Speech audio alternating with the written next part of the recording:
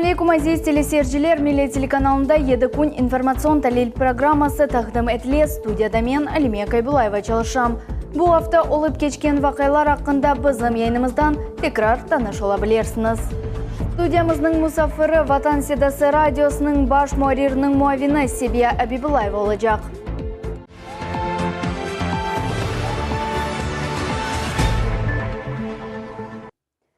Февраль 13 күні бұтын дүния бойынша радио күні қайдетле бұ яш байрам. Оны ilk сефер 2012 сене қайдеткен әділер.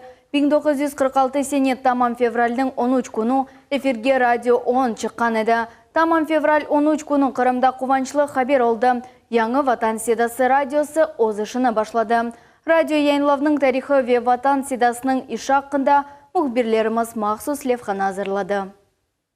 Ерлі радионың тарихы четел радио тарихындан баяғы евел башланған еді. 1895 сене рус физик алемі Александр Попов бірінші радиобақ сеансыны кечірді. Қырымда есе радио 1930 сене чалышы башлады. О вақыт радио яйынлары тел иле кечірілі еді. Радио шымдығы профсоюзлар евінің бинасында ерлеші еді. Там было много разных тематических редакций. Анда чешит мевзулар бойынша кой хочалых иктисадиет ве башка йөнелешлер бойынша муареретлер бар еді.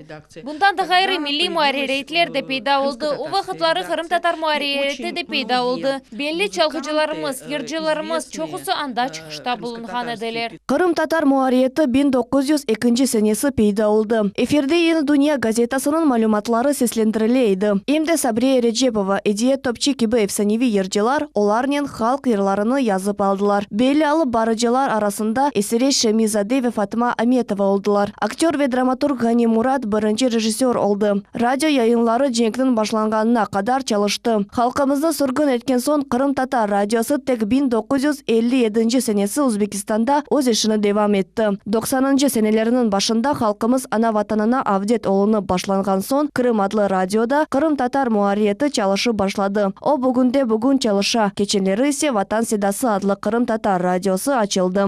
Selam aleyküm urmetli dinleyiciler. Bütün dünyada radyonun uğraşkan meslekdeşlerimini can yürekten hayırlayım ve elbette işlerinde icadi muvaffakiyetler dileyim. Vatan Sedası adlı radyosunda çalışkan yaş ve istidatlı muhbirler bizim kundelik yaşayışımızı yaraştırmağa tırışalar. Erkuniler vatandaşlarımız için meraklı, eglendirici ve faydalı rubrikalarını hazırlaylar. Onlardan birkaçı bu bizim taraf, Vatan ile Uyle, haberler ve elbette selamlar ve hayırlavlar programmasıdır. Aslında bizim radyomuz Ahmedjit şehrinde 99,5 dalgasında çalışama. Bundan da gayrı Kırım'ın bazı şehirlerinde de yayınlay. Bunu bizim dinleyicilerimiz bizge mesajlar yollay, bizge telefon aça, hem de Kezlev şehrinden, hem de Canko, hem de Sak şehirlerinden. Umut etemiz ki endi yakın vakitte biz bütün Kırım'da, Kırım'ın her bir şehrinde bizim radyomuz çalışacak ve bizni eşitmege bizim dinleyicilerimizde imkan mutlaka olacak. Yaş radyo hadimlerini degerli musafirler hayırlamağa geldiler. Kırım Cumhuriyeti Nazirler Şurası'nın reis muavini, İçki, Malumat ve Bak Naziri Dmitri Polonski, Cumhuriyet başı Sergey Aksionov'dan hayırlavlarını okudu. Такого радио Крыму действительно не хватало. Это большое событие, большой праздник не только для всех крымских татар, но и, думаю, для всех крымчан. Крым – регион многонациональный, и чем больше у нас будет национальных средств массовой информации, тем лучше. Значит, люди будут слышать действительно родную речь, будут слышать родную музыку. И действительно, вот то название, которое «Голос Родины», которое вы взяли для своей радиостанции, оно, как мне кажется, как нельзя лучше подходит под те цели, под те основные задачи, которые вы перед собой ставите. Rusya Federasyasının Devlet Dumasının mebusu Ruslan Balbek radyo hadimlerine milli medeniyetimizni inkişaf etmege çağırdı. Чтобы действительно ресурс был направлен на сохранение языковых потребностей, потому что все это стало возможным благодаря реализации указа президента о мерах реабилитации репрессированных народов. И чтобы Ватан Седасы сопровождал всех наших радиослушателей, крымчан, гостей полуострова. Ведь сегодня это действительно хороший, такой эффективный ресурс для духовной и культурной реабилитации. Devlet Milletler Ara Komitetinin reisi Zavur Smirnov kaydetti ki radyonun açılımında Cumhuriyet yolbaşçıları aktif iştirak ettiler. Большая в целом работа проделана всей нашей команды. Руслан Исмаилович, Ревзи Ильясович, Искендер Ага сегодня обязательно будет говорить. И, конечно, очень такое звучное название – это голос Родины, Витанси Дасы. У нас у всех одна Родина, это Крым, это Россия. И я уверен, что наш голос будет услышан. Поэтому всем желаю только приятные новости слышать из уст наших радиоведущих. И чтобы всегда только хорошее настроение сопровождало вот каждый эфир. Русия Федерациясының президенті янында милетлер ара мунасибетлері бойынша шурасының азасы Ескендер Белялов та яш тақымны хайырлады. 4-нче көн бу радионы диңни. Сақтайын да ештіле. Сақта кезлевде бек яхшы ештіле. Үнчін бүтін біздің сақ региондан сізге сау айтмаға істейін. Сізге büyük müfektiler isteyim telemege. Men bilem sizin teleradyo kampanya oter 1-2 yıl birinci Rusya'da birinci teleradyo kampanya bolar. Şunga inançımız var. Радионың өз сайты да бар, Vatan.fm. İçtimai ağlarda da Vatan Sidasının группасы бар. En yakın zamanda dinleyicilerge canlı efirge telefon açıp alıbarıcıları ile subet etmege imkan verilecek. Haberler takımı ise radyo sahasında çalışkan hadimlerini can yürekten hayırlay ve dinleyiciler sayısının artmasını tiley. Gulnara Karimova, Işır Шулакова, Асан Зивадинов, Millet üçün. Kaydetmek gerek ki Vatan Sidası radiostansiyası açılу себебінден оз хайырлавларны Кырым Cumhuriyetining başı Sergey Aksyonov da aytты. O kaydetkenine көре яңы радиостанциясының açılması бүтін Кырым ярымадамыз üçün muhim bir вакыя. O medeniyet ve tilinin saklanılmasına silten berer.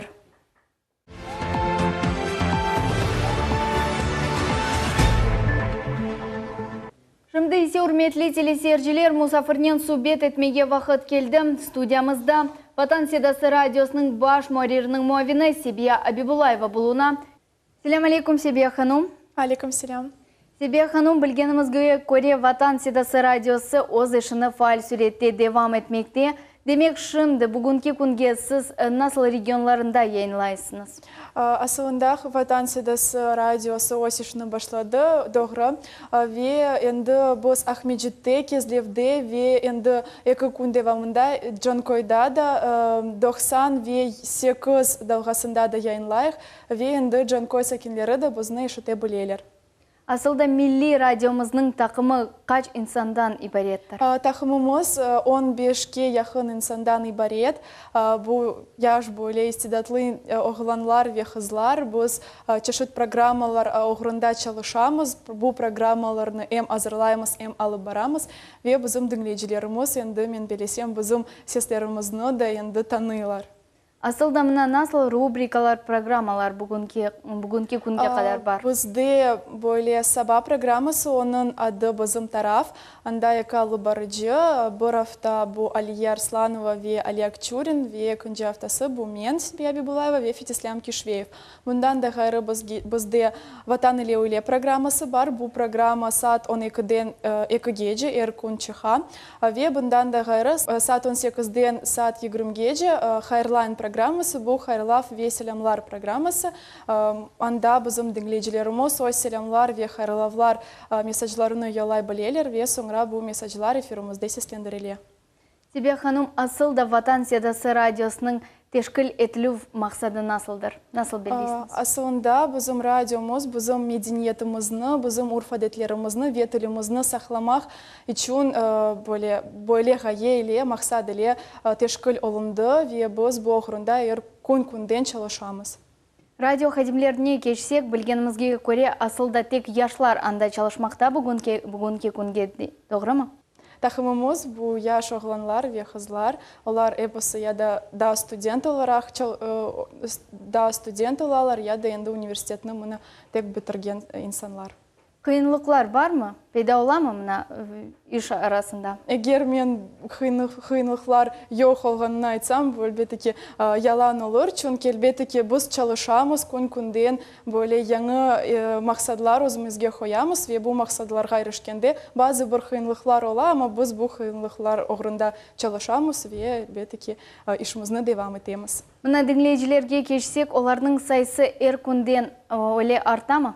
Elbette ki eminimiz ve biz bunu duyamız çünkü bizge mesajlar geliyor, insanlar bizni dinleyler, aslında böyle evge nakliyatta ketsen маршруткаларда радиомыз янгырай, таксилерде бу әлбеттеки эшетеле, дуюла ве біз бек хуванамыз. Мына келечекте енді насыл планлар тізілді? Халқара ана тілі күніне бөле бір программа азырлай, біз боғырында çalışамыз, рубрикалар язамыз, чешу түрлі викториналар олacak, мен білесем мерақлы олacak, беклейміз. Себе ханым, асылда мына dinleyicilerimiz радиоға телефон açıp müracaat etkende nasıl muzikalarını seçeler? Асылында білесіңіз мұ фархлы, чүнки әмді халық ерларымызны сымарлайлар, әмді бөле земаневи ержеларыны да ешітменге істейлер, ве бұ ал әлбеттеки хувандыра, чүнки яшларымыз бұзым мұна халық ерларымызны діңлемеге авес етейлер. Белбетте себе ханым, бізім телесерджілеріміз üçün тілеклеріңіз. Бізім телесерджілерімізге ве бізім діңлейджілерімізге, Ватансидасы радиосыны діңлеңіз, бізге месседжлар языңыз, біз сізлер үшін çalışамыз, ве әлбеттеки милетіміз үшін çalışамыз. Себе ханым, бойле файдалы субет үшін çok sağ olunuz, işlerinizde muvaffaqiyetler тілейміз. Sağ olunuz. Sayıqlı hürmetli telesерджілер, біз істе hatırlatамыз, студиямыздың мұсафирі Ватансидасы радиосының баш муарир муавина Себе Абибулаева oldu. Bizim yayınımız ise devam etmekte.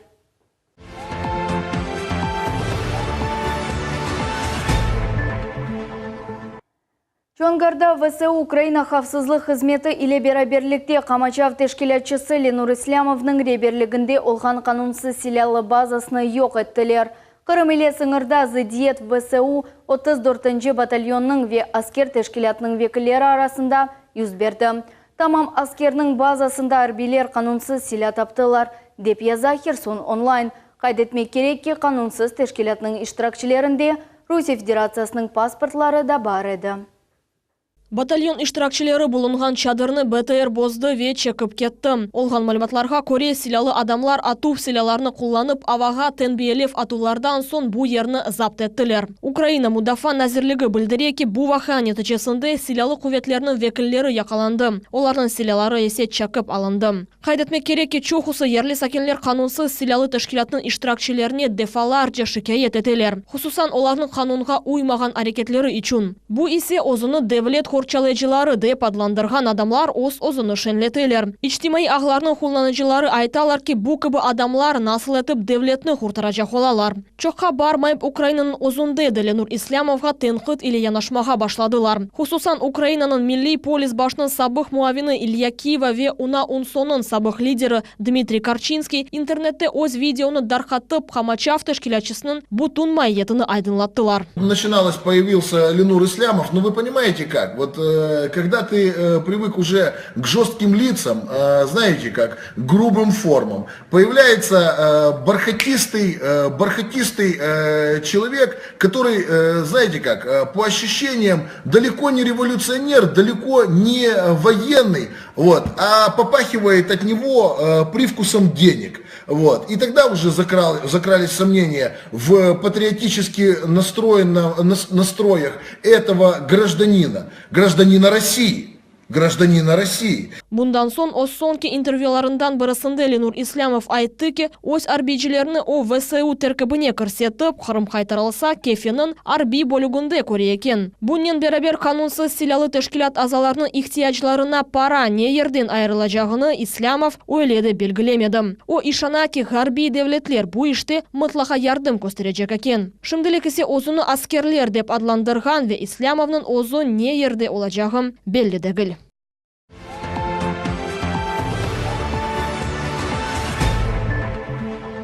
Тюневын ақшам Херсон вилаятында Украин арбижилер ве аскер тешкилетінің азалары арасында да бір чатышмалар ақында белі олды. Бұ хаберні Девлет Милетлер комитетінің рейсі Заур Смирнов білдірді. Оның айтқанына көре бұ сефер даваның себебі вилайет территориясында силялы хансуз тешкилеті тарафындан yapılған халабалықлар олды. Хусусан өзіні аскеровцы деп адландырылған граждан машиналар тоқтаталар. Бұ кебі провокациялар ақында бір хачкерелер ерлес сәкенлер де хабер етелер. Бұнен бері тамам бу ақшам Русия Федерация Хавсызлы қызметі сынаржылар идаресінің хадимлері девлет сынарында Украина гражданны 20 яшлы Зайтулаев Сейт Ибраимны туттылар. О девлет сынарыны башқа тарафтан кешмеге тырышқан еді. Яхалаған вақытта Зайтулаевның шәйрлері арасында аскер тешкелетінің шәдетнамесі тапылды. Диверсионным актом, террористическим актом нас обучали инструктора, то есть зайти незаметно,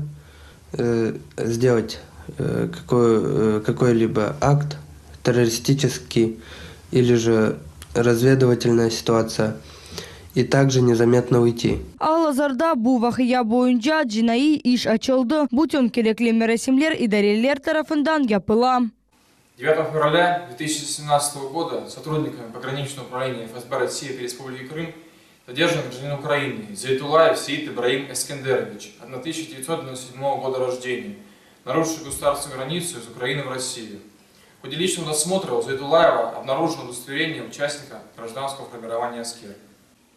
В отношении задержанного возбуждено уголовное дело по признакам преступления, предусмотренного частью 1 статьи 322 Уголовного кодекса Российской Федерации, незаконное пересечение государственной границы Российской Федерации.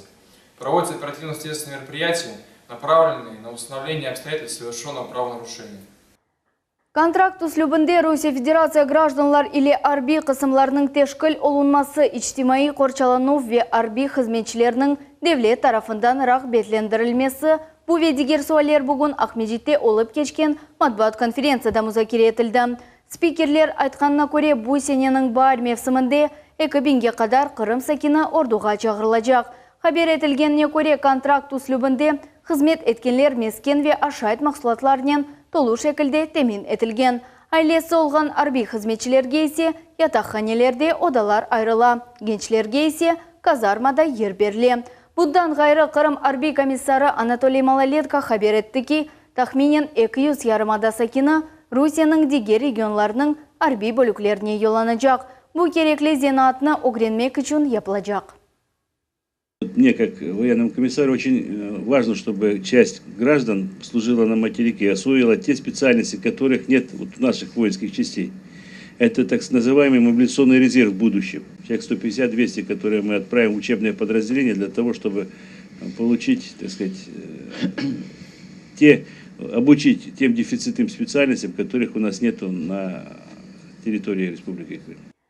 Acılık vaqtında Ахмеджиттен Меккеге ве Мединеге doğru чартер рейслер olması mümkün. Bu hakkında Rusya Federasyasının Devlet Duma mebusu Ruslan Balbek ve Federatsiya Şurasının reis muavini İlyas Umakhanov iş görüşüvini geçirgende ayttılar. Ruslan Balbek aytkanına göre federal seviyede yarımada sakinlerinin transferi ve başka teşkili meseleleri sadeleştirilüvü için hepsi variantlar bakılacak. Devlet Duma mebusu emde haber etti ki Kırım Müslümanlarının esas kult obyekti Cuma Cemi 2019 senenin aprel 21'inde açılacak. Emde bu hafta Ruslan Balbek da bir kaç görüşüvlerini geçirip, hem çeşit milli medeni muhtariyetlerinin işi, hem de sport sahasında olgan meseleler ile bakıldılar. Bizim muhbirlerimiz bu hakkında tafsilatlıca tarif edeler. Юнан-Рома көреші бойынша олимпик чемпионы Рустем Казаковның тәшіббюсы елі әрбір мескен ерге спорт салоны атлы ичтимаи лейха бюджеттен тыш параларға илк сефер амелге кешірілі. Бұл тәдбір черчевесінде спорт салонларының құрылывы вет тамир етілмесі планлаштырыла. Бойлы объектлерінің бірінде перевальная койынды Русия Федерация Девлет Думасының мебусы Руслан Балбек те болынды. Қайдетмек кереке Юнан-Рома көреші бойынша олимпик чемпионы Рустем Казаков эски бинаны сатып алды. Ве 15 ел евел оны идманлар үшін абадан Амма бүгін бина қазайы алда. Бұ ерде пек стувуқ, тамир ишлерге есе пара етішмей. Бұ салонға 30-ға қадар спортчы қатнай. Ич бір шарайет yok. Рустем Казаков Русия Федерация Девлет Думасының мебусы Руслан Балбекке капиталь тамир ишлеріні кечірмек үшін ярдым сорап мұраджатнен болынды. Конечно, это здание уже приходит в упадок, уже все рушится. Денег нету, чтобы его хорошо отремонтировать.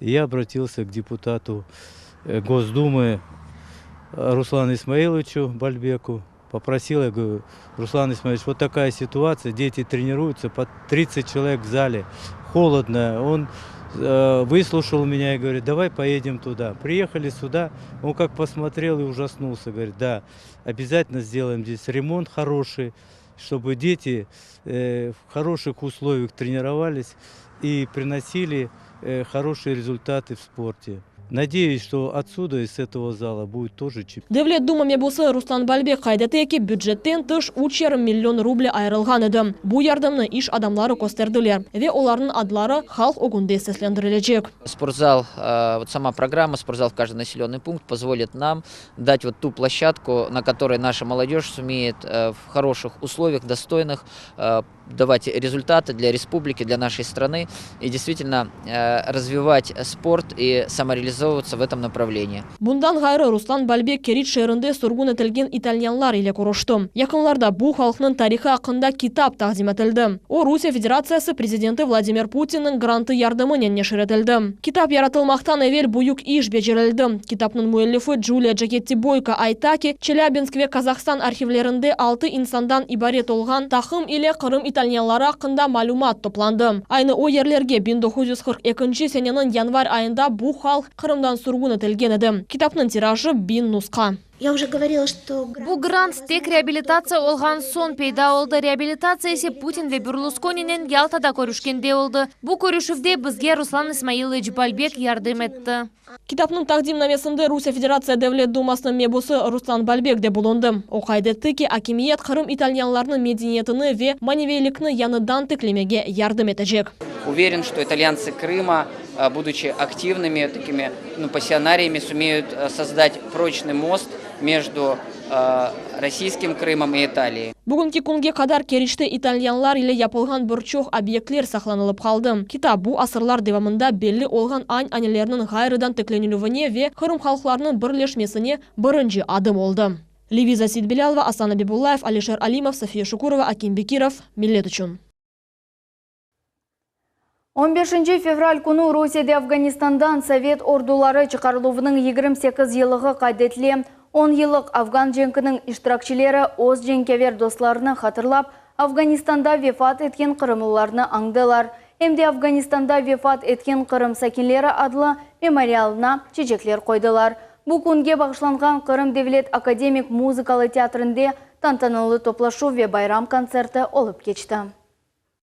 Совет ордуларының чықарылығы 1988 сене майыс 15-де башланды. Тамам о вақыт 1-6 полк Шимали вилаятлерден евге қайттылар. Амма 1988 сенесі ноябрь айында аскерлерін чықышы тоқтатылды. Совет бірлігінің ордулары Афганистан Джумхуриетіні тек 1989 сенесі февраль 15-де бұтынле терк еттілер. Афган женкінде иштирак еткен аскерлерін хатыра күніне Русияде 2011 сенесі қайдеті башладылар. Афганистанда биңден зияде эляк олғанлар забитлер эмде бу вақия ақында хатырлатмақ үшін яны сан белгіленді. Біздің ватандашымыз Артур Мамутов қайдете ки афган қараманлары ве ветеранлары арасында Қырым татарлар да чоқ еді. Каждый год справляем здесь и постоянно проходим. Нас очень крымских татар много очень. Если так взять по численности народа и по сколько афганцев, вот больше 5000 было еще при Украине, вот когда. Ну, если так собрать всех, у нас 1200 есть. Дешетле векқан төкүджі Афган женкінің 10 елы девамында Совет бірлігі 15 бенге яқын аскерлеріні ғайып етті. Ресми статистика бойынша яралану в контузия вечешет түрлі қазаларыны 53 беңден зияды инсан алдылар. Афганистан сакинлері де чоқ ғайып олдылар. Бұл вазиет бойынша ресми статистика шындыге же yok. Амма ось афганлылар өзлері айтқанына көре арби әрекетлер олғанда құршынлардан ве снарядлардан беңлерден ватандашларымыз вефат етті. Чоқусылары білгісіз ғайып олдылар. Бұл Тыра күніне бағышланған тантаналы топлашуының ве байрам концертінің кечешатында Қырым Джумхуриетінің башы Сергей Аксенов ветеранлар өгінде чықышта болынды. Ең esas вазифеміз яраланған ветеранларға диққат ве қайғыру айырмақ деп қайдетті. Необходимо проявить к этим людям особое внимание. Проявить внимание, заботу и уважение к семьям этих людей, к родным и близким, которые вырастили замечательных сыновей, мужей и тех, кто действительно сегодня вспоминает их со слезами на глазах. Вечная память, Царство Небесное всем, кто погиб, и почет, уважение и слова благодарности тем, кто сегодня живет, здравствует, долгих лет вам жизни. Спасибо вам за все, и так, чтобы нам действительно приходилось как можно меньше терять наших молодых ребят вот в таких конфликтах. Хатырлав күнү арфесінде бізім телевизион тақымымыз Ақяр Қараман шәріне ел алды. Анда бізім ватандашларымызға Афганистанда иштирак еткен ветеранларға 46-й орта тәсіл мектебінің талебелері байрам мирасимыны азырладылар. Ватан қорчалайчылары үчүн эзберден ширлер окулды, тешекүрлер билдирилди. Афган женкінің ветераны Рифат Ибраимов тариф етейки, атты ең қиын вақытлары ватаны ақында унутмайды. Рифат Бей ось дембел альбомыны көстерді. Обыр фодаға айры диққат айырды. Анда о Крым татарлар ве башқа миллет векілерінен Крым татар қайтарма ойыныны ойнайлар. Женк ветераны қайдетейки, женк дешетлі олғанына бақмадан, милли Крым татар музыкасы әрдайым оның жаныны қуандырайды.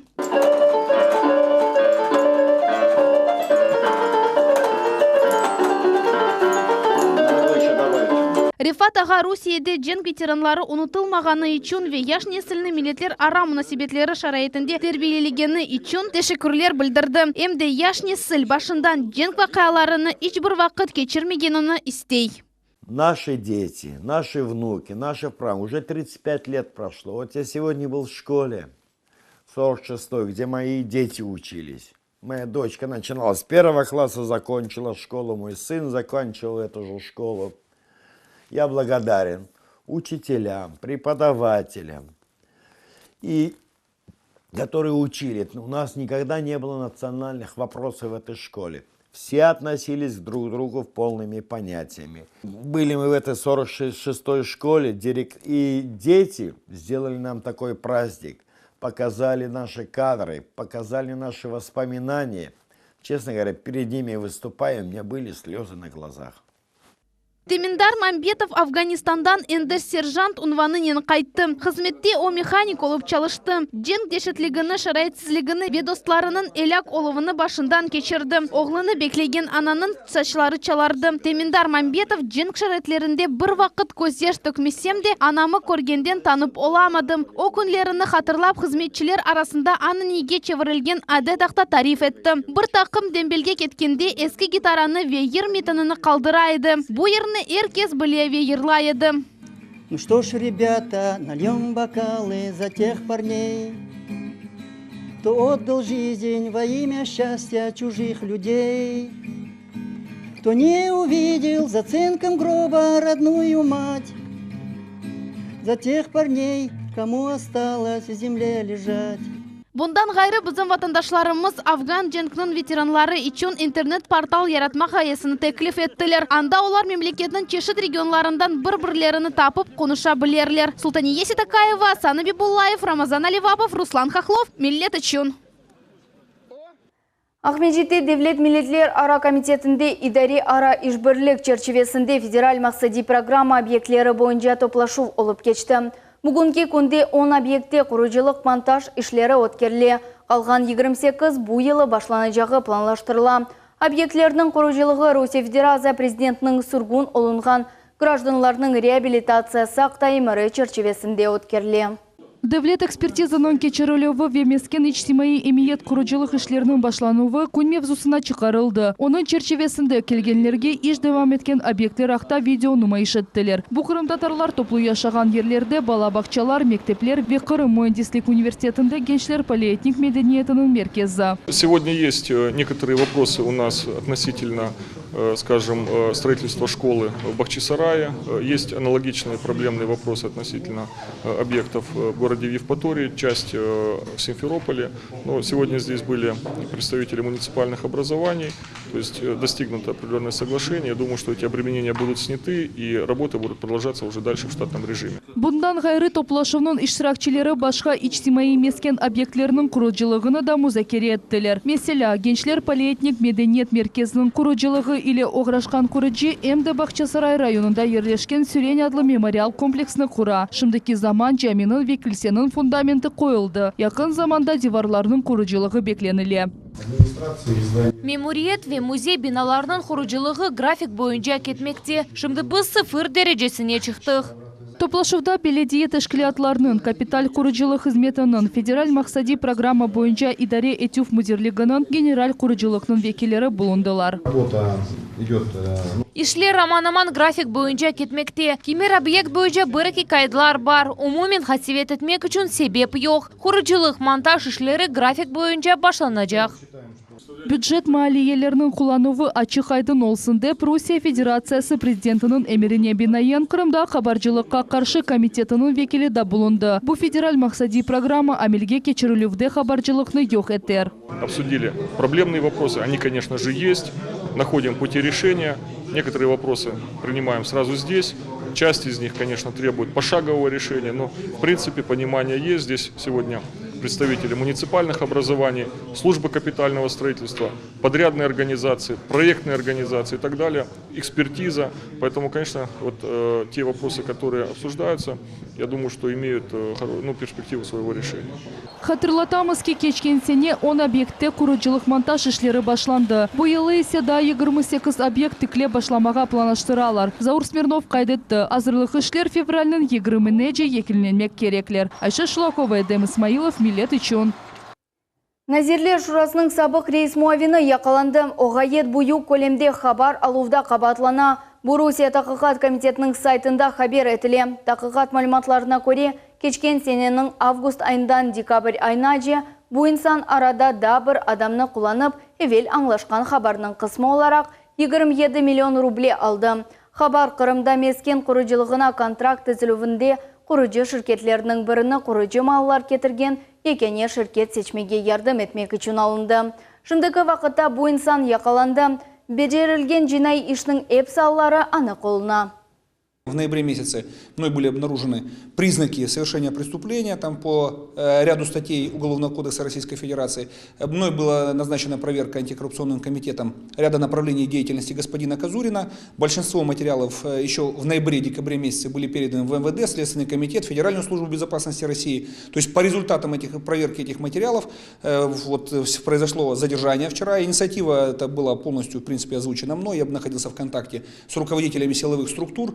Проводили совместную работу. Последних фигурантов, которые в том числе обращались ко мне, заявители по поводу того, что с них вымогают деньги, Следственный комитет я направлял буквально еще 2 недели назад в части документирования деятельности бывшего вице-премьера. Я уже говорил и в прошлом году, вы помните, на последней пресс-конференции, когда меня спрашивали по поводу борьбы коррупции, там закончено, я сказал, то есть ожидаются еще результаты. Я имел в виду, что работа в отношении господина Казурина велась уже на тот момент, и не только его, и ряда должностных лиц службы капстроительства.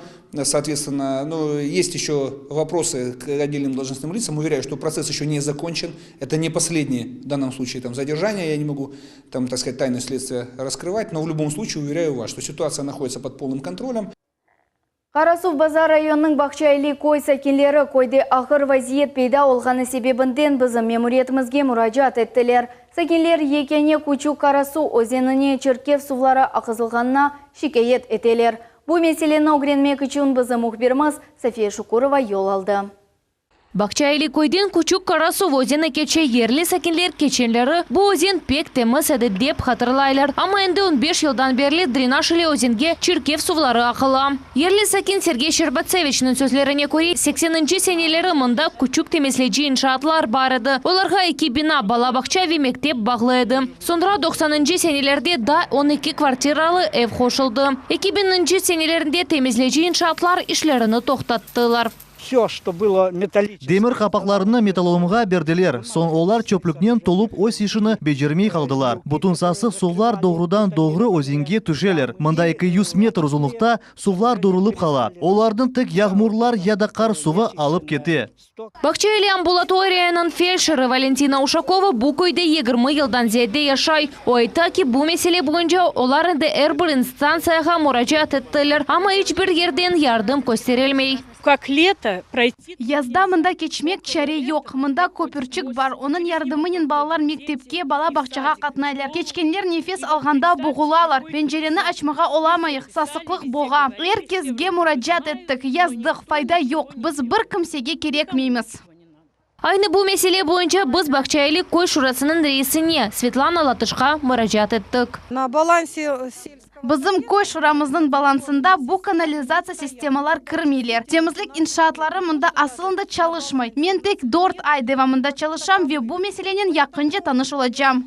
Шымды сакинлер экология ве табиат сақлав назирлігіне текрар мұрачат етмеге планлаштыралар. Русия Федерациясында 2017 сенесі экология йылы деп тайынленді. Оның үшін сакинлер үміті тейлер ки, бақча елі көйінің бұл меселесі дихатсыз қалмас. София Шукурова, Энвер Аблязиз, Миллет үшін.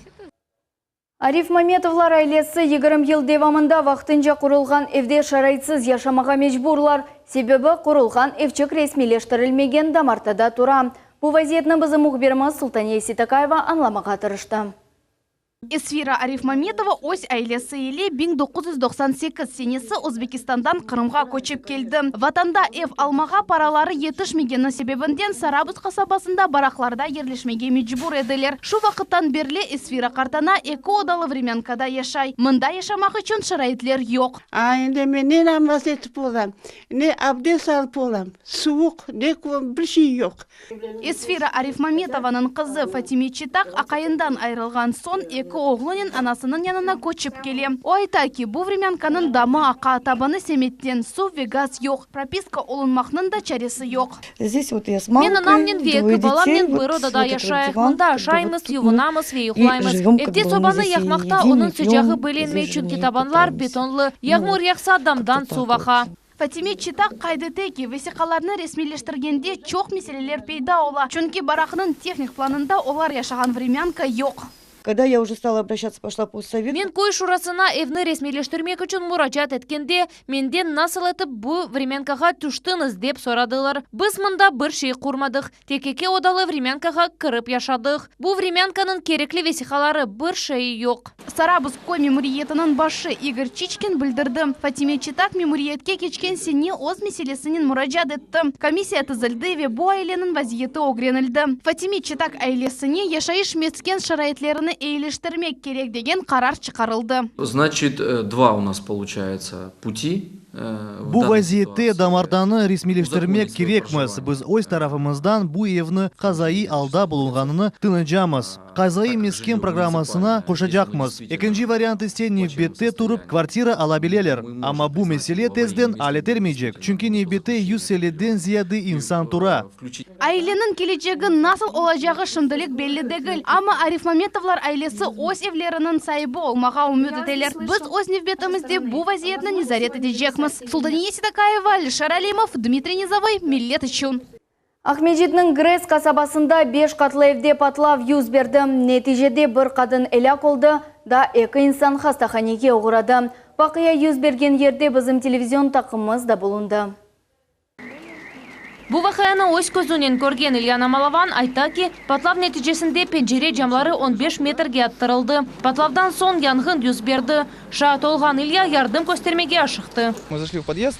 Поднялись в квартиру. Біз одамызға көтеріліп, тез-тез ашханеге кіріп, андан қадынны чықармаға тырыштық. Амма атеш пек балабан еді. Уапай янып башлады. Ләкин да сақ еді. Біз қомышыларға кіріп, андан оңа суп сепмеге башладық. Атешні сондырген сон одаға кіріп олдық. Амма қадын өлген еді. Тевкуледе вазиет назирлігінің хадимлері білдіргеніне көре, оларға хабер саба сатунларда келді. Қаза олған ерге уч янгын хортарыжы қызмет арабалары yol алды. Эвелден патлав газ донатмаларының бағлы деген фикір пейда олды. Сонрайзе Боев бір сакины япқан иш олғаны белле олды. Алексей Наздрачевның анасы патлав нәтижесінде вефат етті. Оның бабасы ве ағасы шымды ағыралда реанимацияда булыналар. Өлген қадының уйкен оғлы қазада қабатлы ола біле дейлер. Старший брат принес какую-то емкость. Бұйық аған белі олмаған сабутны кетірді. О патлады. Газ хазимлері білдіргеніне көре бұ газ дегіл, бұзықлар yok. Менің ағам екінші группа сақаты. О шизофрения қасталықтан чекіші. Қырым Жұмхуриет баш тәхіқат идаренің матбуат қызметі білдіргеніне көре тешкіру олачақ.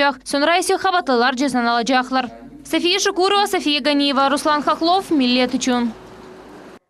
Қырым татар тілінде тәсіл берген кезлевнің 18 санлы мектебінде бүгін төгерек масса кетшатында Қырым татар тілінің инкишафы ве келечегі музыкер етілді. Мерасимде ожалар, тәлебелер, кезлев шер мемуриетінің векілері, Қырымның етекчі Али оқув юртларының ожалары ве тәсіл назирлігінің векілері иштирак еттілер. Тәфсилатлы және ветекелев қамызда. Топланғанлар бір фикерге келділер тілінің инкишафы ве сақланылуы доғрудан-доғру айледет берілген тәрбиенен бағлы. Доцент филология елімлер намзетті Қырым Федераль университетінің Қырым татар филология кафедрасының мүдірі Эдия Меметованың фікіріне көре, тіл инкишаф етілмесіне мұйым ерні Қырым татар урфадетлері ве фразеология ала. Халқының менталитетіні, халқының истегіні, бүтін халыққа айт олған мәселелеріні акс еттірген тілінің бөлігі ол фразеология. Çünkü o doğrudan doğru halk ağız yaratıcılığına bağlıdır. Eğer eskiden kalma türkülerini bizler icra edecek olsak, bunda mutlaka til hususiyetlerine emniyet vermek gerekmiz. Bu şimal şivesinde, boyalı boy şivesinde ve ilahri degen laflar olmamak gerek. Çünkü bizim bütün şivelerimiz özcesine öyle ayrı bir yerge layıklar ve bizler onlarga hepsine ayrıca binlerce dikkat ayırmak gerekmiz. Тіліне огренмек ве огретмек или сық бағлы инсанлар Қырым татар тілінің инкишаф yolunu неде көрелер. Кезлев жайрының Қырым татар тілінде тәсел берген 18 санлы умум тәсел мектебінің мүдірі Назим Ашуровның фікіріне көре, тілінің келешегі яш несілінің қолында. Біздің юреклерімізге сығылған генетик берілген темел бар. Көп ана бабалар бұны аңламайды. Біз қайсы devletке барып 3 ай konuşsak, o tilini serbest öğreniyoruz. Şunun için ana babalar, yaşlarımız bunu anlamalı gerek ki bu ana tilimizini bir vakit joymaslığımız gerek. Қырым татарлар топлу яшаған Исмаилбей қасабасында ерлешкен 18 санлы мектеп 2002 сене açıldı. Шымдымында 365 талебе тәсел ала. Талебелер айтқанына көре, ожалар башқа фенлеріні де Қырым татар тілінде кечірмеге тырышалар. Бұл мектепте тамам Қырым татар тіліні балаларға темел білсінлер деп ожалар, bizim istidatlı hocalarımız pek yaxşı etip dersler berelер ve балалар tırışalar.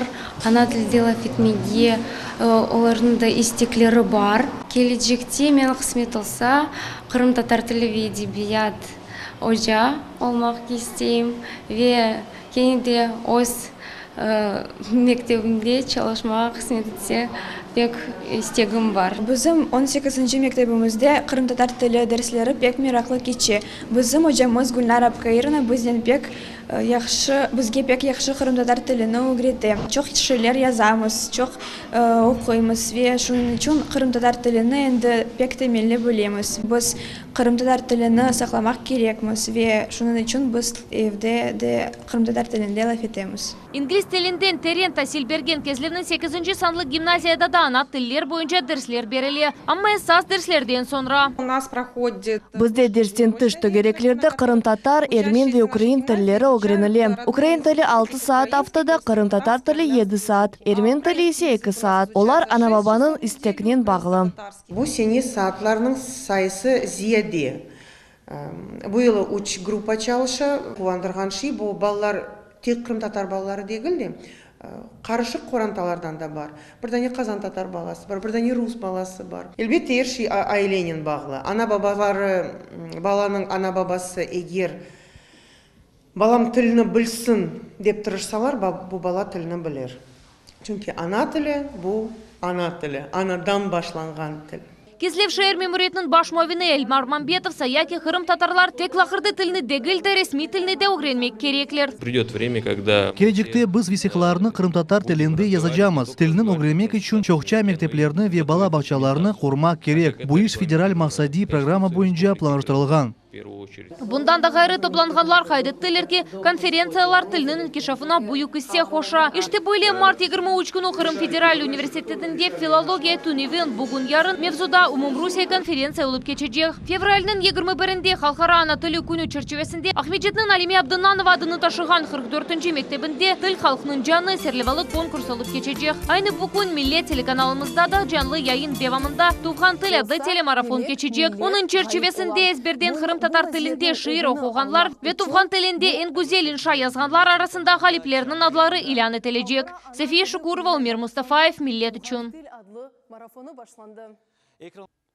Ахмежит районының Мамут Султан көйінде ерлешкен Василек адлы бала бақчада «Моя малая родина, менің кічік ватаным» серлевалы семинар практикум өткерілді. Тедбір кетішаты қында мұхберіміз Мавиле Eyüp тариф ете. Ахмеджит район тербиечилері өз тәжірибелерінен пайлашмақ мақсады ile Василек атлы бала бақшасында топландылар. Бұл тедбірінің esas мақсады яш несілге ватан sevgisini aşılamak ve terbiyeçilerinin tecrübesini arttırtmak, deydi teşkilatçılar. Бүгін балалар бақшамызда мұйым тедбір кечірілді. Семинар практикум менім ватаным Қырым. Мұнда район тербиежілері топланып, мерақлы ве файдалы темашаларыны көстерділер. Мен белесем бөле тедбірлер біздің бақшамызда да чоқ еллар кечірілер. Билингвал, яғни екі тілде Қырым, татар ве рус тілдерінде алып барылған группалардың тербиежелері балалармен бераберлікте чешет ватан первер рухында саналаштырмаларының нумайыш еттілер. Мазынға койынде ерлешкен Солнышко адлы мектептен Эвел Мусисенің қадемлері атты аны бабалар Қырым татар арзы қыз эфсанесі бойынша саналаштырманы тақдым еттілер. Вообще в детском саду Біздің бала бақчамызда сық темашалар ве саналаштырмалар қойыла. Бізді хадимлер әмде ана бабалар іштирак етелер. Башта біз масаларына сонра есе эфсанелерінің нумайыш етеміз. Бұл пек мирақлы балалары чон деп саямыз. 20 ел девамында Шерфия Акимова тербиеже оларақ çalışа. Оның айтқанына көре, кемерде балалармен çalışmak қиын олса да, бұл мирақлы іш. Бүгін о милли группаның кенжелерден огретеже ойын шекелінде нөміневи межгулетлеріні көстерділер. Бойлы кебе межгулетлер дерсіні менімсемеге ве балалардың дүния бақышыны деніштермеге ярдым етті, де Шерфия ханым. Бұл бір семинарлар біздің балаларымызға ве бізге çok файда берем. Біз çok şeyге öğrenemiz. Tatar тілде çok laf etemiz. Ona pek hareket etemiz. Balacıklar o tarafından da heyecanlanalar, hazırlanıyorlar. Özümüz vatanımız için gönül koteremiz. Ballarga da özümüz gedi. Тедбірде Ахмеджет район мемориятны рейс муавины Руслан Якубов да bulundu. Onun bildirgenine көре районын 5 мектептен Эвел Мусисесінде 7 билингвал группа açıldı. Kaydetmeli ki iki tilde olған группалар тек Ахмеджет районында бар. Келечекте біз бұл ішіне әлбетте девам етежеміз. Біз бек чоқ дихаттен бақамыз ве бір группада қайда açılды балабақшалар. Бет администрация тарафтан ярдым етілді, керекшілерін алып бердік. Ве шинчик бүгін біз ештік бар зорлықлар, бұл методический материалlardan бар зорлық ве иш албармақ керек. Ве келечекте мен бірлесем біздің қалған Қырымның көшелерінде çalışқан балабақшалар қосылмақ керек бұл ішке. Keçken sene Ахмеджет районында 2 модуль балабақшасы açıldı. Bu Sarabus ve Denisovka köylerinde. Bu senede böyle bala muasseselerin açılığı Kuntuvgan, Шумхай ve Молодежная köylerinde beklenili. Maviley Yupakim Bekirov, millet için. Ахмеджет Сантрач мектебінде турнир олып keçti. Tedbirde veteranlar takımı, Milli Gvardiya takımı ile oyun keçirdiler. 12 oyuncu en güçlü Santraç oyuncusu unvanı uğrunda күрештілер. Оларның арасында hem aveskerlar hem de mütehassıslar oldu. Yarış nasıl keçkenini bizim muhbirimiz Muhammed Zikriyev біле. Bu yarışta teşkilatçılar 2 hafta devamında hazırlık gördüler. Sergey Belashev dama oyunu boyunca çempiyonu. O Milli Gvardiya takımının tarafında oynay. Turnirge 2 ay hazırlandı. Ama bu sefer o galibi kazanıp olamadı. Sergey bildirdi ki Santraç bu pek miraklı ve kıyın spor çeşidi. O mantıklı ve fikir Yursetulevni inkişaf etmege yardım etti. Интересная игра, просто времени как бы вот еще. Bu oyun pek miraklı ve kıyın. Ama men de yaxşı hazırlanıp olamadım. Bu oyunға da alışmak gerek. Bu yarışta pek yaxşı ve profesyonel oyuncular geldi. Rustem Emirov bu yarışının teşkilatçısı. Bugün o bu yarışta iştirak etmege karar aldı. Rustem Bey veteran takımının vekili. O başlangıç Santraç oyuncularga oyun mükafatsız yükünlenmege diqqat ayırmamaga, her vakit tek oge ımtılmaga ve koygan maksatlarga erişmege tavsiye etti. 2 hafta öyle fikir geldi. Onlar da kol tuttular, bizimkiler de kol tuttular. Öyle kadar çıkardık. Yapak bir maç. Çünkü bu cuma takımı, onların cuma takımı hazırlığına Moskva'ya varıp oynayacaklar. Çünkü onlar için trenirovочный maç olacak. Rakipler yarışta 2 partiya oynadılar. Her partiya 20 dakika devam etti. Neticede veteranlar takımı galip çıktı. Ravil Genyatov veteran takımının oyuncusu. O Santraç'ın 20 yıl uğraşı. Bu sefer o öz rakibini yendi. O kaydetti ki bu beklenmegen galibi oldu. Onun rakibi pek güçlü ve tecrübeliydi. Уровень сегодняшней партии. Bugünkü partiya pek yaxşı ve meraklı geçti. Ama benim rakibim daha hazırlanmak gerek. Son o menden oynayacak. Ben bellesem biz bu oyun başında da konuşuruz. Bizim yaş neslimizin istegi var. Иштиракчылар ярышларынын мукафатландылар. Тешкилатчылар кайтетелер ки, бойле кыбы ярышларынын өткөрүлмеси күн-күндөн да зияда иштиракчыларны желеп эте. Яш неселинин бу спорт чешитине мерагы эп артмакта ve bu elbette кубандыра. Мухаммед Зикиряев, Аким Бекиров, Миллет үчүн. Uzun omur keçirmek ve tendüristlikni joymamak üçün ne yapmalı? Bu sualge cevapını Yedi Kuyu rayonunun Körpe koyunun sakini Şevkiye Şemşidinova bile. Bir aydan son kartına 96 yaşını tolduracak. Buna bakmadan o pek faal. Devamlı omur geçirgen kartananın evinde musafirlikte bizim muhbirimiz Safiye Şukurova bulundu. Апрелнің üçünde Şevkiye Şemşidinova 96 yaşını tolduracak. O Yaltağa yakın yerleşken Kızıltaş köyünde yüzümcülükten oğraşkan Şemşidin Bey ve Zeynep Hanım'ın ailesinde dünyaya geldi. 5 baladan Şevkiye en kencesi edi. Mektepte okuğan vakitini kartana aveslikten hatırlay. O 10 sınıf bitirdi ve 90 yıl geçken son Şevkiye kartana 1. sınıfta ezberlengen şiirini hala da hatırlay. Bizim bize bir mışık var. Gözlükleri otta yanar, kışta ocak başlar. Yazda direkt TV arar. Şayına baksan o tembeldir sifahanda. Pek nazlı olur, yaltaklanıp mırlanır.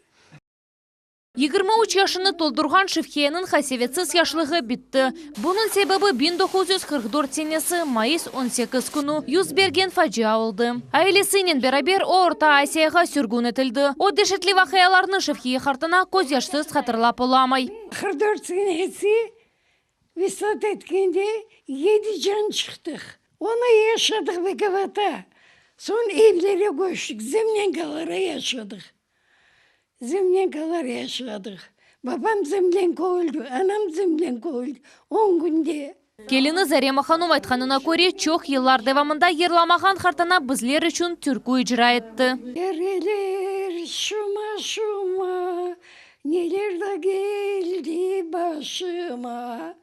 Dareler şuma şuma, neler de geldi başıma. Şevkiye kartana ayta ki o öz vatanında yaşap tek yaxşı vakayalarını hatırlamağa istey. Onun sebatı ve emekseverliği ile balaları ve torunları gururlanalar ve örnek alalar. Şimdi sevimli ana ve kartana kenci Rustem oğlanın ailesinin Yedi Kuyu rayonunun Körpe köyünde yaşay. Uzun ömür yaşamakının sırrını kartana harekette ve yakınlarının sevgisinde görüyor. Azbara çıkayım. Çiçekleri bakayım, gülleri bakayım. Bunlar açılanıyla. Ne yapayım gene? O tıksım kızıdan olur. Yavaş yavaş aylanayım balam. Agorot magorot yoktu. Çiçekleri bakayım. Çok yaşamak için ne yapmak gerek? Hareket etmeye gerek. Aylanmaya gerek, dolanmaya gerek. Bu işin ayaklarım da ağrıyor. Çok aylanmadan hatırlayayım yok işte. Her adamın bir arzusu var iken, конечно. Pek hevesleri kendi köyüne varıp oturmaya olmadı. 89 senesi gelgende bir yere propiska olmagan son bunda kaldık. Öyle de bunda oturuyorduk. Anam 96 yaşına gelgende salgı Allah'a şükür yaxşı. Az bara çıksa çiçeklerini bakay, güllerini suvarı. Biz hayli olmasak da korkayıq, все равно bizi dinlemeyip öz işini yapay. Bugün Şevkiye kartana 4 balanın anası, 18 torunun ve 26 torundan torunun kartanası ola. Onların ömrü baktlı olması için daima dua okuy. Bizim televizyon takımımız Şevkiye kartanaga havi sağlık ve uzun ömür tiley. Safiye Şukurova, Akim Bekirov, Millet için. Kızıltaş futbol takımı KAF adlı takım növbeteki oyununu geçirdi. Oyun Kırım Futbol Birliği'nin kış kubuğu çerçevesinde ötkerildi. Kim galip çıkanını muhbirimiz Mavile Eyüp bile. Kırım Futbol Birliği'nin kubuğu çempionatlar arasındaki vakitte ötkerilir. Kaydetmeli ki Kızıltaş takımı 1. ligada oynay. Tamam bu takım yekeni olarak Premier Liga terkibine kirgen takımlarının bu kubuğu uğrunda öz küçünü sınay. Bugünkü maçını iki takım da eminlik ile başladı. 1. golunu Kızıltaş takımı vurdu. Lakin tamam 1. tayımda Kafa takımı 2 gol vurup zafer kazandı. Поражение это, как не знаю, победа для нас. Biz 1. golunu vurduk, lakin bu hesapni salmaq olamadık. Böyle takımga yutkuzmaq bizim takımımız için kichkene olsa da galibedir. Biz illeri de tırışıp muhlislerini kuvandıracağımız. Ikinci taymda bir kimse gol urup olamadı. Kızıltaş takımının vice-prezidenti kaydetkeniye göre yaş takımı için Premier Liga takımlarının oynamak büyük emniyetligini taşıp mutixassızlıkını yükseltmeye imkan veriyor. Beğendik, yaxşı çapkalap özünü көрсетелер. Her oyun yanı oyuncular çıkarlar bizde. Biz pek isteyik bizim bayrağımızdan, bizim oyuncularımızdan, bizim Kızıltaş oyuncularından çıkmaya Kırım'dan da gayrı başka yerlerde de oynamaya. Көрсетmeye bizim Kırım futbolunu, Kırım Tatar futbolunu. Kırım Tatar takımına kol tutmak için er vakit futbol muhlisleri toplana. Onların arasında Kislev Şehir Şurası'nın mebusu Eldar İbragimov da bulundu. O Kırım Tatar takımına kol tutmak gerekligini kaydetti. Kızıltaş, это единственная крымская. Kızıltaş bu yekeni Kırım Tatar futbol takımıdır. Bu takım her bir oyunda Kırım Tatar bayrağını көтере. Menimcesine biz bu takımga kol tutup fan klublarını teşkil etmek gerekmez. Kızıltaş takımının növbetteki maçı Kislev'te fevralın 16'sında ötkürülmesi beklenili. Bu sene takım Premier Liga takımlarının sırasına bulunmak maksadını koya. Birinci Liga arasında çempionatın ikinci basamağı Mart ayında başlanacak. Mavile Yup İbrahim Ganiyev, millet için. Bundan gayrı bu hafta Samaradaki Крылья Советов takımı ile oyun olup geçti. Hem Kızıltaş hem de rakip birer gol urup oyun yutuksuz bitti. Kızıltaş'ın oyunları açık kış turnir çerçevesinde devam etmekte. Endi bu bazar kunun növbeteki maç Krim Teplitsa takımı ile olacak.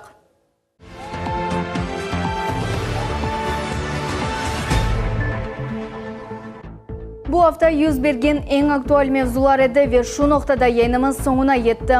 7 gün programması siz ile bir haftaga kadar sağlıklaşa. Görüşmek üzere, sağlıkla kalınız.